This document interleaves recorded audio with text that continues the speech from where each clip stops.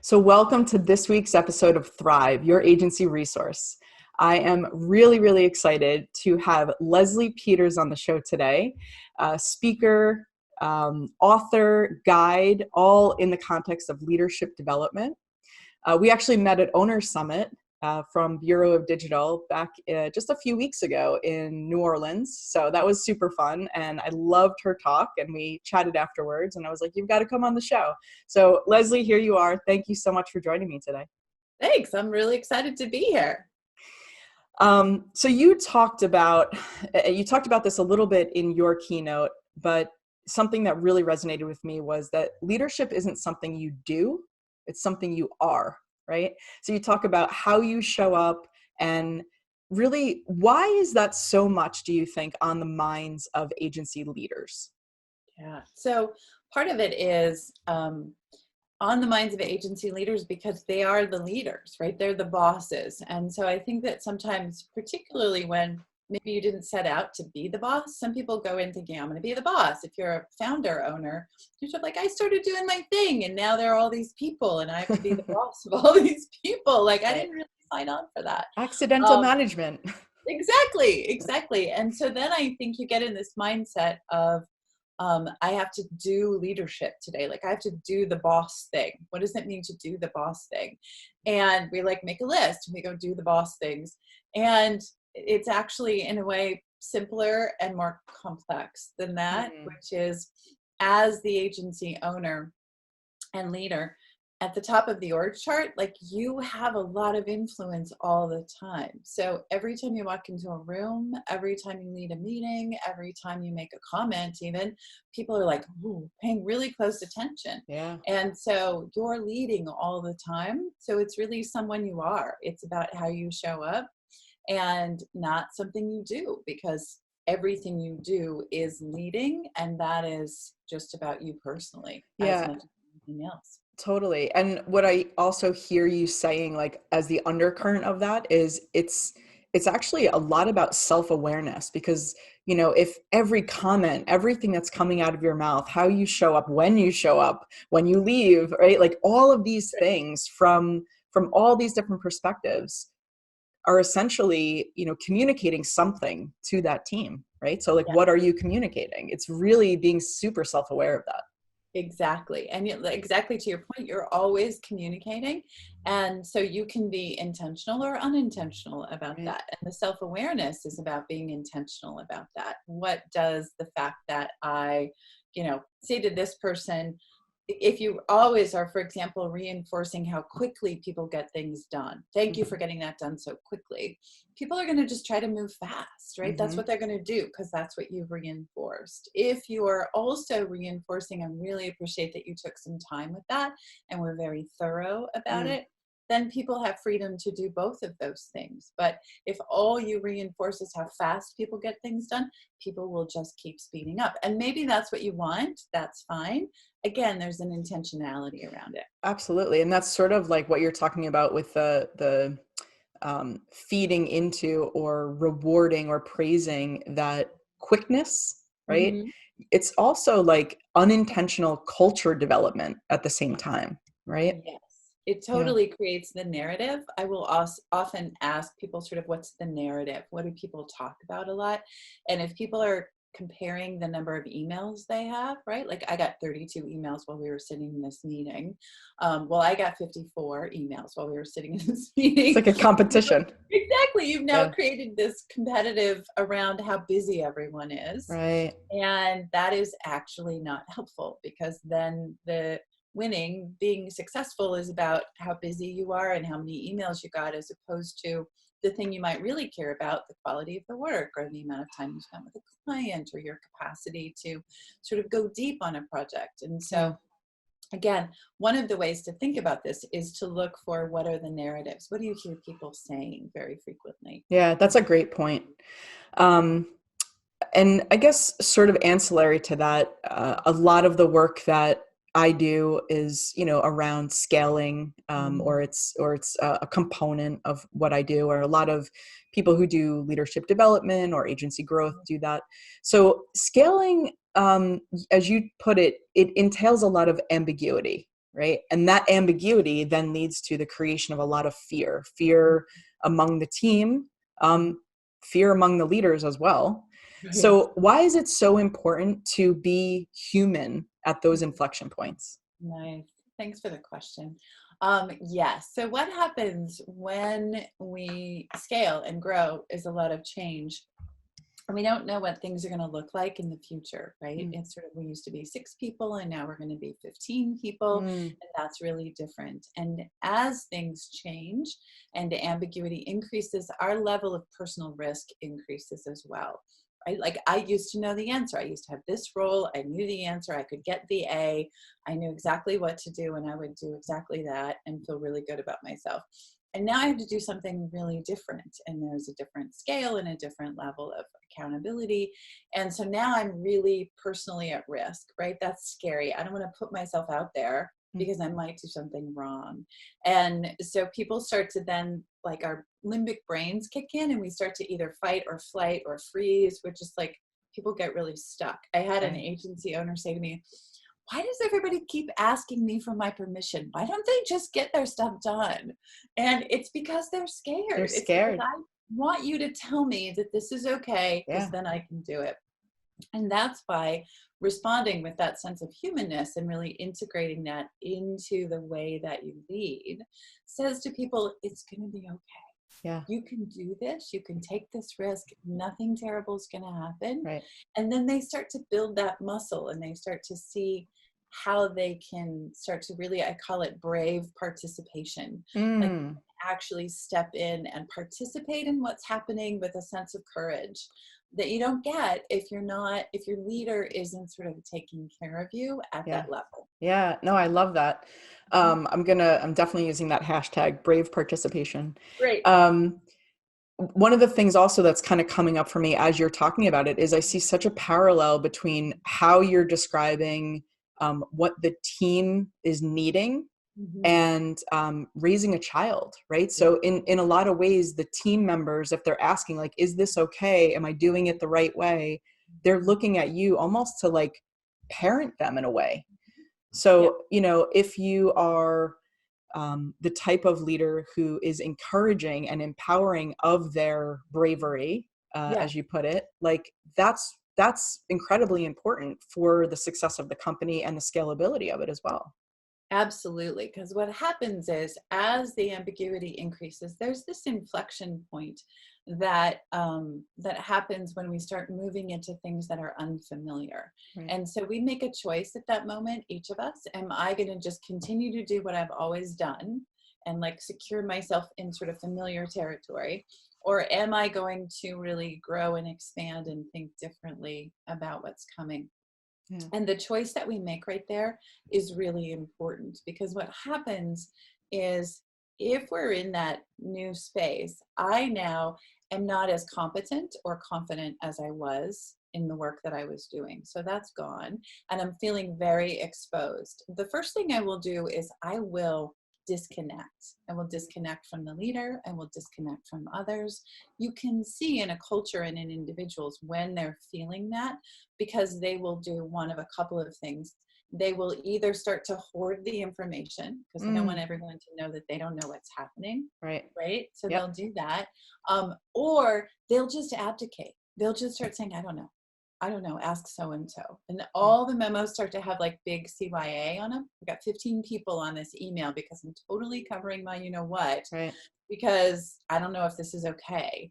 And so people start to disconnect, and then you move into what I call the pit of despair.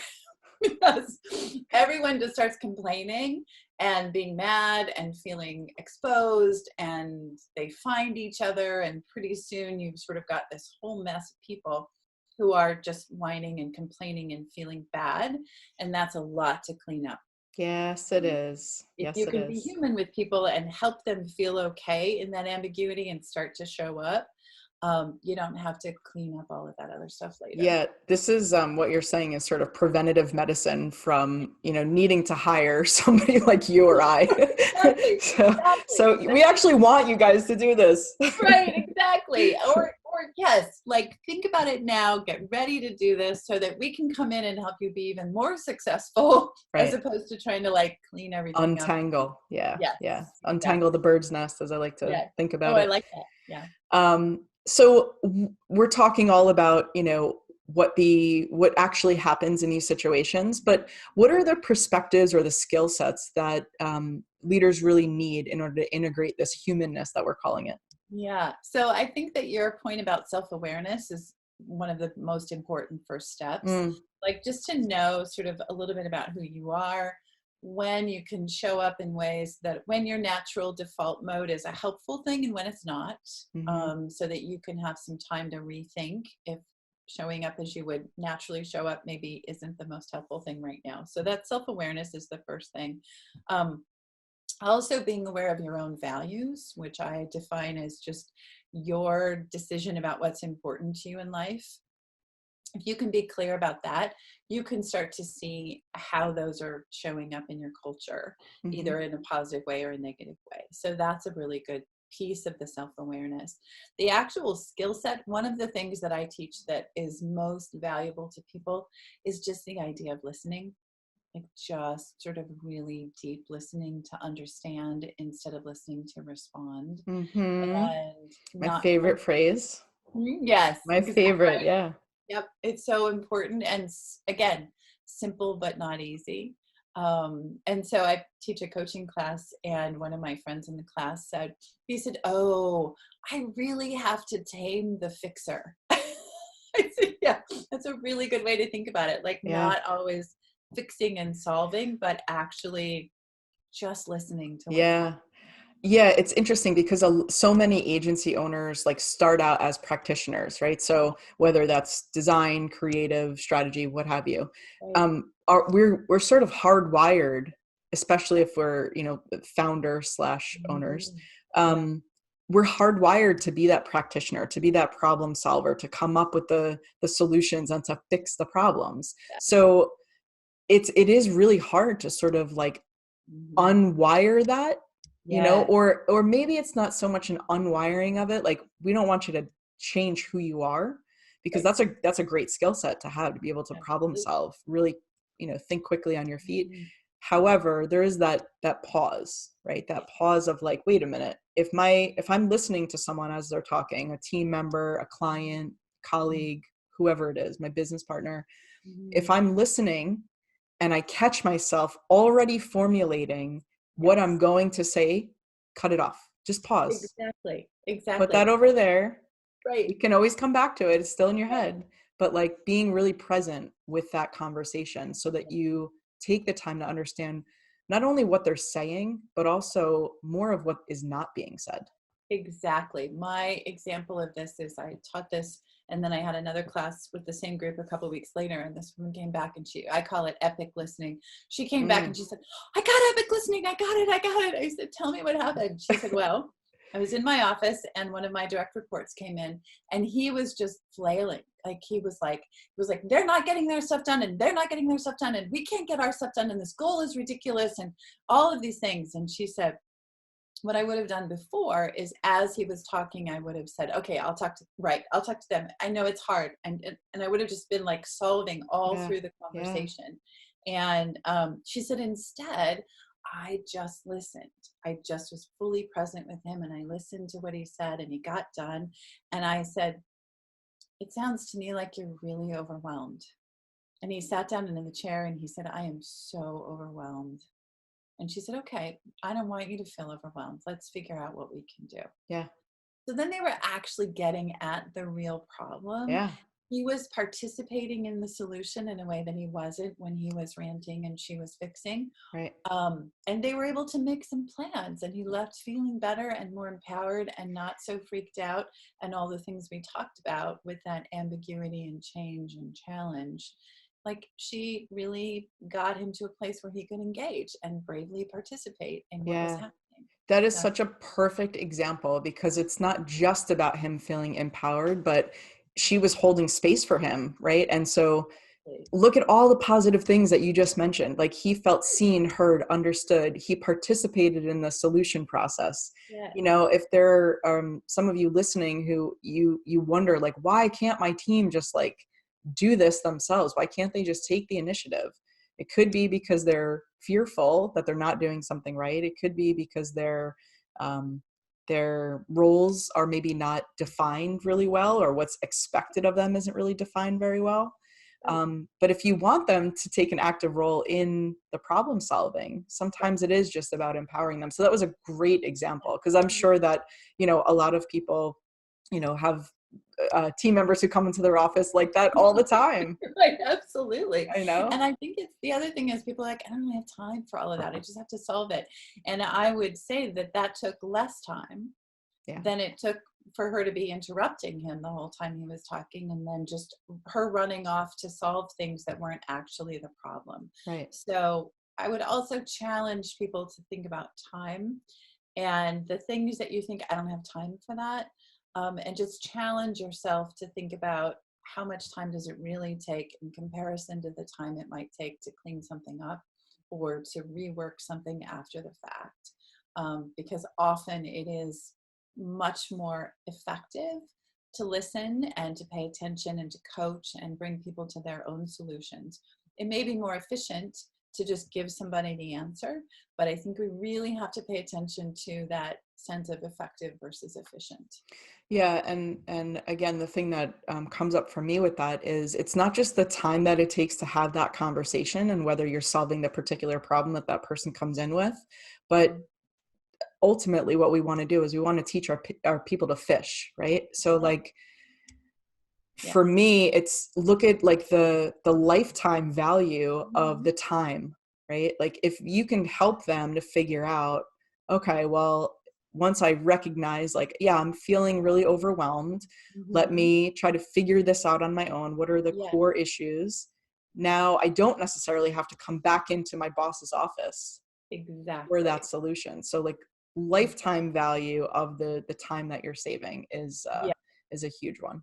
Absolutely. And then they will also be able to do that for others. I also talk about everybody's leading all the time. Yeah. So they then have experienced that with you in such a way that they can offer that to another colleague. Somebody comes to them and they're all worked up. They can actually think, oh, what was helpful to me was sort of allowing that space and understanding what's really happening. And so now you've also you've extended yourself with these other people who know how to do this. And that also is about your culture. Yeah. So that's actually a great segue. I know that you authored a book a few years ago called Finding Time to Lead.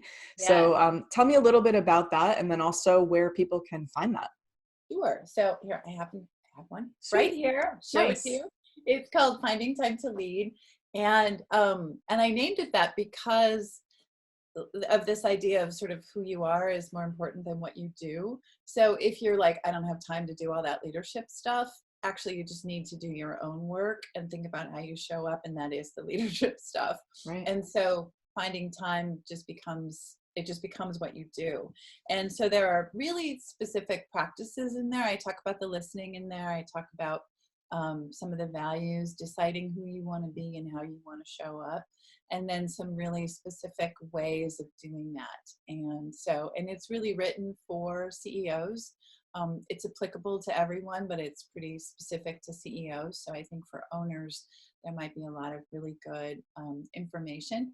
And also, I wrote it specifically to be a pretty quick read and to be very practical, so that a lot of business books I think are really long, and I feel like I could have read the most important parts in an article, and I tried not to do that. So this really has like, here's 3 tips at the end of each little chapter about things you can do and why that might be helpful. So yeah. That's actually really funny, because sometimes I read books like that as well, and I'm like, I definitely could have, like, if this was consolidated down to about 15 pages as opposed to like 150, I would have been pretty happy about that. So finding time to lead, and you're giving people, you're letting them find time to read. So I love it. Exactly. That's what I always get. Like, now if I could just find time to read, and it's on Amazon, you can get it there. Perfect. Yeah. And how can people find out about you other than that for your leadership development training? So there's also a website that goes with the book called findingtimetolead.com. Mm-hmm. And you can actually download a little workbook that goes with the book there. So you Oh, can get perfect. some worksheets and things that go with the tools in the book. And then I'm at lesliepeters.com, and that's leslie-peters.com. Perfect. And Well, I will put both of those in the show notes for today's episode. And thank you so much for joining me on the show today. This was a great conversation. it's been great fun. Thanks, Kelly. Take care. This episode has been brought to you by Workamajig, the #1 creative agency management software. Show notes at thrive.workamajig.com. Find out how your creative agency can become more productive and more profitable. Schedule your demo at thrive.workamajig.com.